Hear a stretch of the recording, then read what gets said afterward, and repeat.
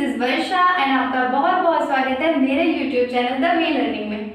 Guys, कल हम लोगों ने पढ़ा था प्रेजेंट इंडेफिनिट टेंस, उसके अंदर आने वाले चारों सेंटेंसेस के बारे में पढ़ा था।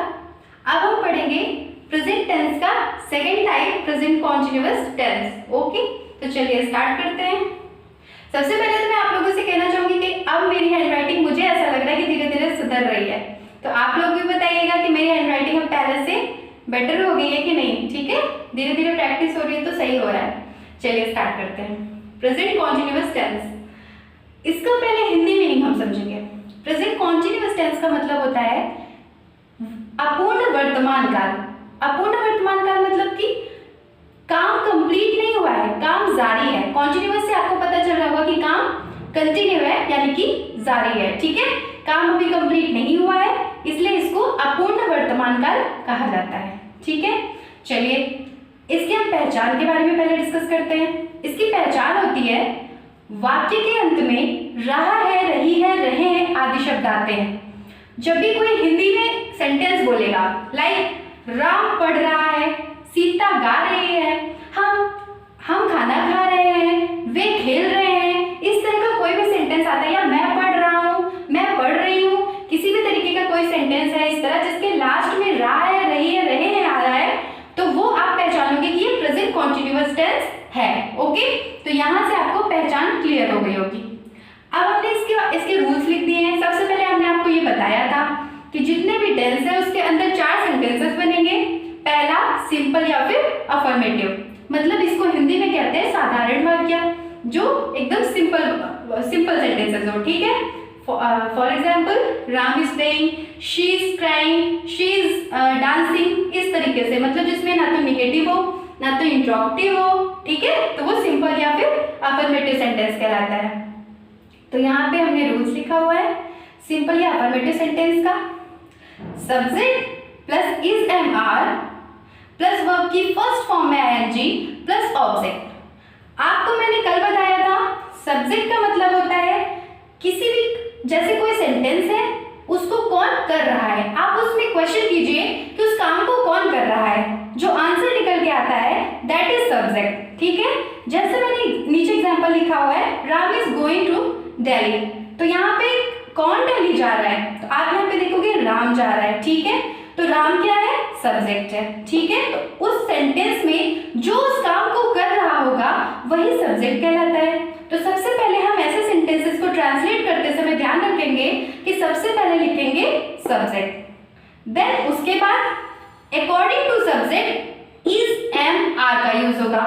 यहाँ पे कंफ्यूजन क्रिएट होगी, किसके साथ इज यूज होगा, किसके साथ एम यूज होगा और किसके साथ आर यूज होगा। तो यहाँ पे आपकी कंफ्यूजन क्लियर करने के लिए मैंने वहां पे एक ब्लॉक में लिख दिया है ही शी इट, यानी कि थर्ड पर्सन के singular subjects like he she it and singular noun, कोई जैसे किसी का नाम सिंगल नेम होना चाहिए, जैसे राम, श्याम, सीता, कुछ भी हो, किसी भी, प्रिया, ठीक है, या किसी का भी नाम हो गया, आपका सिंगल नेम हो गया, मेरा सिंगल नेम हो गया, तो वो सिंगुलर में काउंट होता है। उसके साथ आपको हमेशा इज का यूज करना है। यहाँ पे मैंने साफ साफ लिखा हुआ है ही शी इट, और सिंगुलर नाउन के साथ आपको इज का यूज करना है। आई इकलौता ऐसा यहाँ पे सब्जेक्ट होगा जिसके साथ एम यूज होगा। एम का यूज सिर्फ और सिर्फ आई के साथ होता है। ठीक है, नेक्स्ट आपको पता है फर्स्ट पर्सन में आते हैं आई भी, सेकंड में यू एंड थर्ड पर्सन में आते हैं we she it they, but they plural होता है इसलिए हम उसको सिंगुलर सब्जेक्ट्स में नहीं रखते हैं। ठीक है, तो हम वी यू दे और प्लूरल सब्जेक्ट्स के साथ आर का यूज करेंगे। ठीक है, हाँ, तो अब हम लोगों को ये समझ में आपको आ गया होगा कि ही शीट और सिंगुलर सब्जेक्ट के साथ इसका यूज करना है, आई के साथ हमेशा एम का यूज करना है, वी यू दे और प्लूरल सब्जेक्ट्स के साथ हमेशा आर का यूज करना है। तो यहाँ से आपकी ये कंफ्यूजन क्लियर हो गई होगी कि इज एम आर का यूज हमें कहाँ पे करना है। चलिए आगे बढ़ते हैं।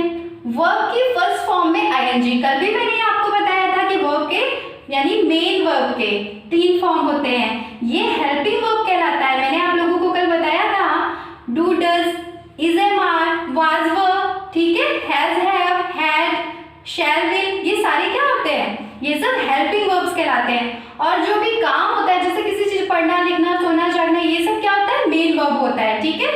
तो यहाँ पे मेन वर्ब का फर्स्ट फॉर्म रहेगा और उसमें हम क्या ऐड कर देंगे, आईएनजी। जब भी आपको प्रेजेंट कॉन्टिन्यूअस टेंस बनाना होगा, ट्रांसलेट करना होगा, आप इस एमआर के साथ साथ वर्ब के फर्स्ट फॉर्म में आईएनजी का यूज करेंगे, मेन वर्ब के फर्स्ट फॉर्म में। ओके, ध्यान रहे। उसके बाद हम ऑब्जेक्ट लिख देंगे, ठीक है। तो चलिए, यहाँ पे हमने रूल का डिस्कशन कर लिया। अब हम आपको कुछ एग्जाम्पल्स देते हैं। पहला एग्जाम्पल है, मैंने यहाँ पे लिखा हुआ है Ram is going to Delhi. तो आपको ये इसमें क्या दिख रहा है? फर्स्ट राम क्या है, पहले आप ये देखिए, राम सब्जेक्ट है क्योंकि कौन दिल्ली जा रहा है, राम दिल्ली जा रहा है। उसके साथ अकॉर्डिंग टू सब्जेक्ट हम कौन सा हेल्पिंग वर्ब यूज करेंगे? अगर आप ये बात की जाए तो यहाँ से आप समझ रहे हो कि राम क्या है, सिंगल सब्जेक्ट है, सिंगुलर है, ठीक है। एक पर्सन की बात हो रही है, राम किसी एक पर्सन का नाम है, तो वो क्या हुआ, सिंगुलर में काउंट होगा। राम के साथ हम किसका यूज करेंगे, इज का यूज करेंगे। गो मीन्स जाना होता है, बट मैंने कहा वर्ब की फर्स्ट फॉर्म में आईएनजी यूज करना है, तो यहाँ पे आपने गोइंग किया टू दिल्ली, ठीक है। तो इस तरीके से आपका पहला सेंटेंस कंप्लीट होता है। नेक्स्ट है आई एम ईटिंग मैंगो। यहाँ पे भी सेम थिंग, मैंने इज एम आर तीनों का यूज करके यहाँ पे एग्जांपल्स दिया हुआ है ताकि आपको अच्छे से क्लियर आउट हो जाए। देखिए, आई के साथ हमेशा एम यूज होता है, सिर्फ आई के साथ ही एम यूज होता है। आई एम ईट, उसके आगे ईट क्या है, वर्ब का फर्स्ट फॉर्म है, उसमें हमने आईएनजी का यूज किया, ईटिंग बन गया मैंगो, मैंगो इज ऑब्जेक्ट, ठीक है। Next, they are playing football.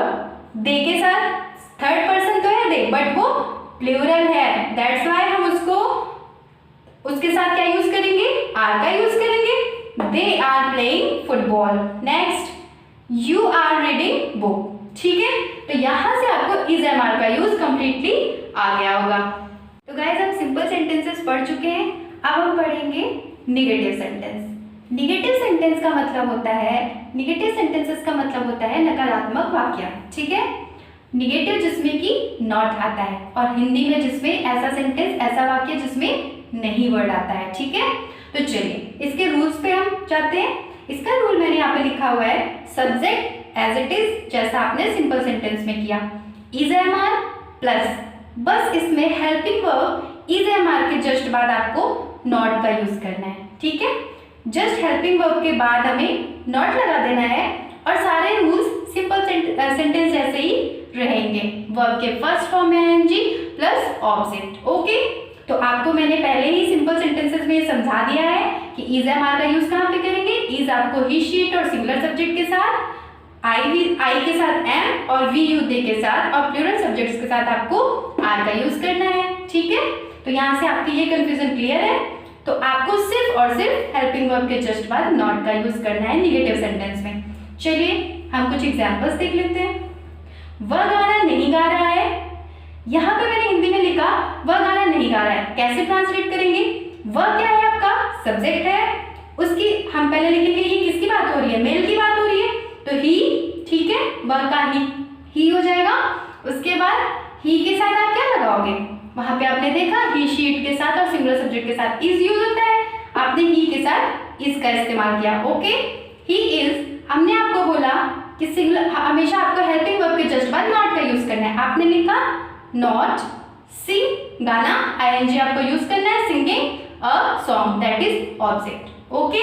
तो यहाँ से आपको ट्रांसलेट करना समझ में आ गया होगा कि सबसे पहले सब्जेक्ट, फिर helping verb is am are according to the subject, then not, then verb की फर्स्ट फॉर्म में आईएनजी, देन ऑब्जेक्ट, ठीक है।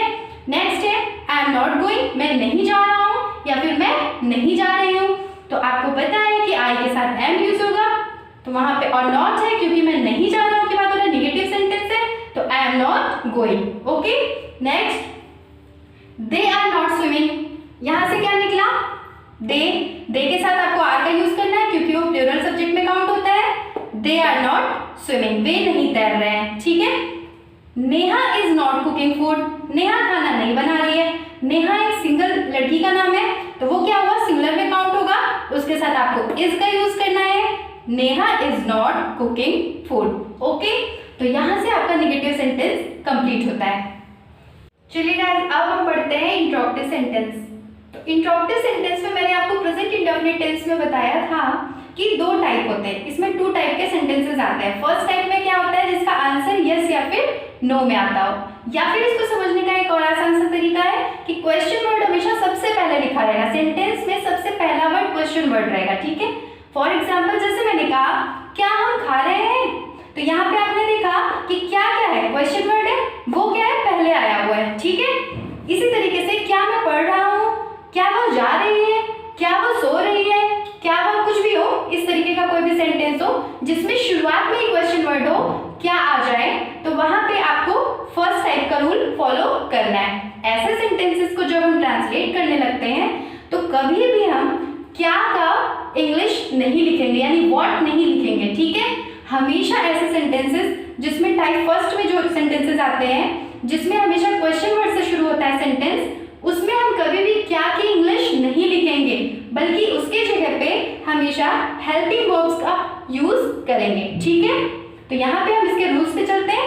देखिए इज एम आर पहले लिखेंगे हम कभी भी व्हाट नहीं लिखेंगे, कभी भी क्वेश्चन वर्ड का इंग्लिश नहीं लिखेंगे, बल्कि हम क्या करेंगे, उसकी जगह पे हेल्पिंग वर्ब यूज करेंगे according to the subject. Is am are, is का वहां पे मैंने साफ साफ लिखा हुआ है, किसके साथ यूज होगा, एम का आई के साथ, और आर का यूज किसके साथ होगा, ठीक है। तो यहाँ से आपको ये चीज क्लियर आउट हो गई है। तो चलिए यहाँ पे इज एम आर आपको सबसे पहले रखना है according to the subject, then subject, ठीक है, सब्जेक्ट, उसके बाद वर्ब की फर्स्ट फॉर्म में आईएनजी, जैसे कि आप इसके पहले भी कर चुके हैं, प्लस ऑब्जेक्ट। एंड आपको याद रखना है कि लास्ट में आपको क्वेश्चन मार्क जरूर यूज करना है, ठीक है। इंट्रोगेटिव सेंटेंस में लास्ट में क्वेश्चन मार्क का यूज हमें जरूर करना है। चलिए एग्जांपल समझते हैं। क्या हम खाना खा रहे हैं, तो यहाँ पे क्या हो रहा है, क्या हम खाना खा रहे हैं, शुरू किससे हो रहा है, क्या से हो रहा है, कभी भी व्हाट नहीं लिखेंगे, ठीक है। हम यहाँ पे व्हाट नहीं लिखेंगे, बल्कि उसकी जगह पे अकॉर्डिंग टू सब्जेक्ट हम हेल्पिंग वर्ब लगाएंगे। तो आपको पता है हम प्लूरल सब्जेक्ट है, फर्स्ट पर्सन है, तो यहाँ पे हम क्या करेंगे, वी के साथ हम आर लगाते हैं, तो आर को हम पहले लिखेंगे क्या की जगह पे, आर वी ईटिंग फूड। हमें पता है मेन वर्ब के फर्स्ट फॉर्म में आईएनजी यूज करना है, देन ऑब्जेक्ट एंड लास्ट में क्वेश्चन मार्क, ठीक है। तो इस तरीके से हम ट्रांसलेट करते हैं। नेक्स्ट है क्या मैं पढ़ रहा हूँ, तो यहाँ पे क्या की आई के साथ एम यूज होता है, तो क्या की स्पेलिंग तो हमें लिखनी नहीं, इंग्लिश में लिखनी है, तो हम एम आई रीडिंग, ठीक है। नेक्स्ट इज शी प्लेइंग, क्या वह खेल रही है, तो इस तरीके से आपको यूज करना है। तो यहाँ से इंट्रोगेटिव सेंटेंस का पहला टाइप कंप्लीट होता है। अब हम बात करते हैं सेकंड टाइप की। तो चलिए अब हम पढ़ते हैं इंट्रोगेटिव सेंटेंस का सेकंड टाइप। सेकंड टाइप में आपको सबसे पहले पहचानने का तरीका ये है कि क्वेश्चन वर्ड्स हमेशा बीच में रहेंगे सेंटेंस के। फर्स्ट टाइप में आपने देखा कि क्या से शुरू हो रहा था, बट सेकंड टाइप में क्वेश्चन वर्ड्स हमेशा बीच में आ रहेंगे। फॉर एग्जाम्पल हम कहाँ जा रहे हैं, तो यहाँ पे सेंटेंस के बीच में कहाँ वर्ड आया है, ठीक है। तो यहाँ पे ऐसे सेंटेंसेस को जब हम इंग्लिश में ट्रांसलेट करने लगते हैं तो हमेशा उसकी इंग्लिश सबसे पहले लिखते हैं, ठीक है। जैसे कि हमने फर्स्ट टाइप में पढ़ा था कि क्या से शुरू हो रहा था, तो हमें उसकी जगह पे हेल्पिंग वर्ब लगाना था, is am are according to subject, but यहाँ पे हमें सबसे पहले इंग्लिश लिखनी है क्वेश्चन वर्ड्स की। तो चलिए पहले रूल्स देखते हैं। पहले WH वर्ड यानी कि कब, कहाँ, क्यों, कैसे, इसका जो भी बीच में आ रहेगा सेंटेंस के उसकी English, then according to subject is am are, ठीक है, वो मैंने उधर लिखा हुआ है, आपको समझ में आ रहा होगा। देन सब्जेक्ट, देन वर्ब की first form, then ING, verb की फर्स्ट फॉर्म में ING, okay, plus object plus question mark. तो यहाँ से आपको रूल समझ में आ गए होंगे, ठीक है। तो अभी आप देखिए एग्जाम्पल्स देखते हैं हम लोग। फर्स्ट एग्जाम्पल है हम कहाँ जा रहे हैं। यहाँ पे मैंने आपको बताया कि हमेशा बीच में अगर आया है तो उसकी इंग्लिश पहले लिखनी है। रूल्स देखिए, तो हम कहाँ की स्पेलिंग पहले लिखेंगे इंग्लिश, ठीक है, where, then according to subject हमें क्या लगाना है, हेल्पिंग वर्ब लगाना है। तो यहाँ पे देखिए आर, वी के साथ क्या लगता है, वी फर्स्ट पर्सन है ना, प्लूरल में काउंट होता है, तो उसके साथ हम क्या लगाएंगे, पहले आर लगाएंगे, ओके। देन सब्जेक्ट, तो हमने देखा हम वी, ओके, उसके बाद मेन वर्ब के फर्स्ट फॉर्म में आईएनजी, यहाँ पे कोई ऑब्जेक्ट नहीं था, दैट्स व्हाई हमने ऑब्जेक्ट नहीं लिखा और लास्ट में क्वेश्चन मार्क लगा दिया, ठीक है। तो यहाँ से आपको ये क्लियर हो गया होगा। सेकंड एग्जांपल देख लीजिए, तुम क्या कर रहे हो, ठीक है। तो यहाँ पे भी आपने देखा कि क्वेश्चन वर्ड बीच में आया है, तो क्या की इंग्लिश आपको पहले लिख देनी है, what, then according to subject हमें हेल्पिंग वर्ब यूज करना है। सब्जेक्ट क्या है, यू, तुम, तो वहां पे तुम के लिए क्या यूज होगा, आर, ठीक है। देन सब्जेक्ट यू, देन कर रहे हो, करने का होता है डू, देन वर्ब की फर्स्ट फॉर्म में एनजी यूज करना है, तो हमने डूइंग बना दिया। ऑब्जेक्ट नहीं था इसलिए हमने ऑब्जेक्ट नहीं लिखा, लास्ट में क्वेश्चन मार्क। तो इस तरीके से हमारा सेकंड टाइप कंप्लीट होता है, ठीक है। तो चलिए अब हम पढ़ते हैं इंट्रोगेटिव नेगेटिव सेंटेंस। इसका लास्ट सेंटेंस है ये। तो चलिए फर्स्ट टाइप की पहले हम बात करेंगे। आपको जैसे मैंने इंट्रोगेटिव सेंटेंस में बताया कि दो टाइप होते हैं, फर्स्ट में आपको क्या से शुरू होगा और आपको उसकी इंग्लिश नहीं लिखनी है, उसकी जगह पे हेल्पिंग वर्ब यूज करना है। उसी तरीके से आपको मैंने बताया, फिर उसके आगे मैंने बताया कि सेकंड टाइप में आपको WH वर्ड्स पहले लिखने हैं, उसके बाद इज एम आर लगाना है, देन सब्जेक्ट, ठीक है। तो रूल्स सारे वही रहते हैं, सिर्फ और सिर्फ चेंज क्या होता है, क्योंकि ये इंट्रोगेटिव नेगेटिव सेंटेंस है, ठीक है, इसमें निगेटिव भी आता है, मतलब नॉट भी आता है, ठीक है। तो यहाँ पे आपको सिर्फ एक चीज का ध्यान रखना है कि जैसे हमने ये रूल देखा, इज एम आर पहले लिखा, ठीक है, अगर फर्स्ट टाइप की बात कर रहे हैं तो, यानी क्या से शुरू है, कोई भी सेंटेंस क्वेश्चन वर्ड से शुरू है तो आपको पहले हेल्पिंग वर्ब लगाना है अकॉर्डिंग टू सब्जेक्ट, देन उसके बाद सब्जेक्ट लिखना है और सब्जेक्ट के जस्ट बाद आपको नॉट लगाना है, ठीक है। ऐसा मैंने आपको प्रेजेंट इंडेफिनिट में भी बताया था, ठीक है। तो सेम टू सेम रूल्स वही चलते हैं, सिर्फ और सिर्फ हेल्पिंग वर्ब और कुछ रूल्स चेंज हो जाते हैं, ठीक है।